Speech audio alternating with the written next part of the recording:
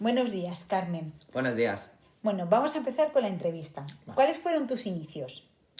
Yo nací en Almería el 10 de diciembre de 1867 y fallecí en Madrid el 9 de octubre de 1932. Fui periodista, escritora, traductora y activista de los derechos de la mujer española y pertenecía a la Edad de Plata. Me conocían como Colombini. Firmé con muchos seudónimos como Gabriel Luna, Federico el de los Palotes, Raquel o Marianela. Pertenecía a la generación del 98, que no a la del 27, y se me consideró la primera periodista profesional en España y en la lengua castellana, por mi condición de redactora en el madrileño Diario Universal. También estuve considerada como la primera corresponsal de guerra. ¿Me puedes hablar de tu familia? Sí, respecto a mi familia, decir que fui la primogénita de 10 hermanos y me crié en Níjar y recibí la misma educación que mis hermanos varones. Con 16 años y en contra de mis padres, me casé con Arturo Álvarez y Bustos, que era mucho mayor que yo, y era el hijo del director de la empresa tipográfica que imprimía el principal diario de la capital. Esto hizo que me familiarizase con el mundo de la prensa desde muy joven. Publiqué mis primeros artículos en la revista Almería Bufa, que dirigía mi marido. Luego oposité y obtuve plaza en la Escuela de Maestras de Guadalajara. Mi marido me maltrató y me fue infiel, tras fallecer mis 3 primeros hijos. Y tras la muerte de mi hijo Arturo, le abandoné y me fui a Madrid buscando una nueva vida, llevándome a mi única hija. Sigamos con la entrevista. Continuemos. ¿Cómo fue tu vida en Madrid? Al principio colaboré con el periódico El Globo, en el que escribía una columna titulada Notas Femeninas. Y tras fundarse el Diario Universal, me contrataron para llevar una columna diaria titulada Lecturas para la Mujer, bajo el seudónimo de Colombini. Era la primera vez en España que una mujer fue reconocida como periodista profesional. A finales de 1906 retomé una campaña a favor del sufragio femenino, con una columna titulada El voto de la mujer. Y ahí conocí a Ramón Gómez de la Serna, 20 años menor que yo, e inicié una larga relación amorosa y literaria. Luego, en 1911, me nombraron profesora de la Escuela de Artes y Oficios de Madrid, trabajo que compaginaba con el dar clases a personas ciegas y sordomudas.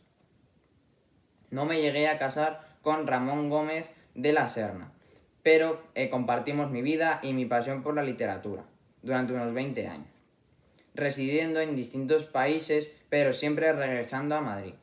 Escribíamos en revistas y periódicos, apoyábamos proyectos de jóvenes autores, etc. Me afilié al Partido Republicano Radical Socialista y fui nombrada presidente de la Cruzada de Mujeres Españolas y de la Liga Internacional de Mujeres Ibéricas e Hispanoamericanas.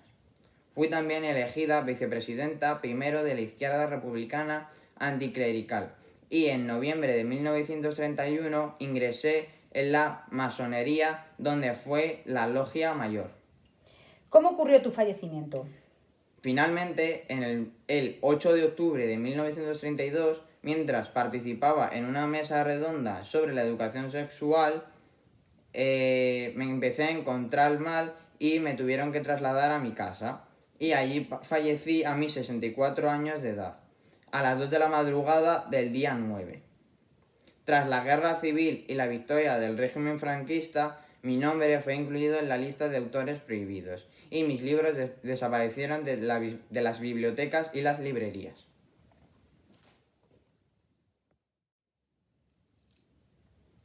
Además de mi intensa obra periodística, destacan mis conferencias en el ámbito del movimiento feminista.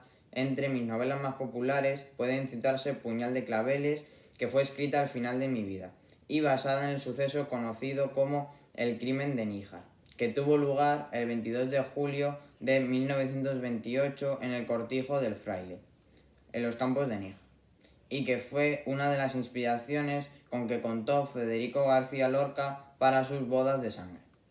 ¿Podrías leernos algún fragmento de esta maravillosa obra? No era raro en la comarca que un antiguo novio robase a la desposada en su boda.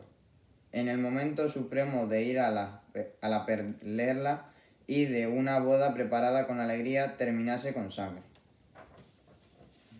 En 1928, el suceso recogido por la prensa de la época tuvo repercusión en todo el país. El crimen del cortijo del fraile. La noche del 22 de julio, Francisca Cañadas, hija pequeña del encargado del cortijo, se subió a lomos de una mula para ir con su primo Francisco Montes, su gran amor. Abandonaba así, plena víspera de boda, a su prometido. Suceso en el que me basé para escribir esta obra, en el que se basó este fragmento.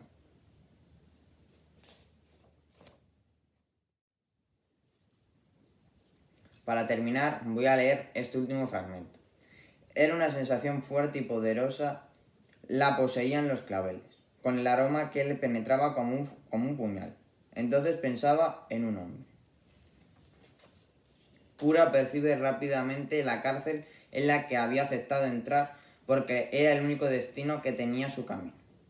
Y entonces aparece el ramo de claveles fragante, revelador, hipnótico, claveles rojo pasión, pero también rojos como la sangre, con un olor que despierta los sentidos, pero que es doloroso como el tacto de un puñal. Intento recrear con gran viveza la pasión que viven los protagonistas, las miradas furtivas, los pensamientos escondidos, las dudas que asaltan, el desasosiego y el sinvivir.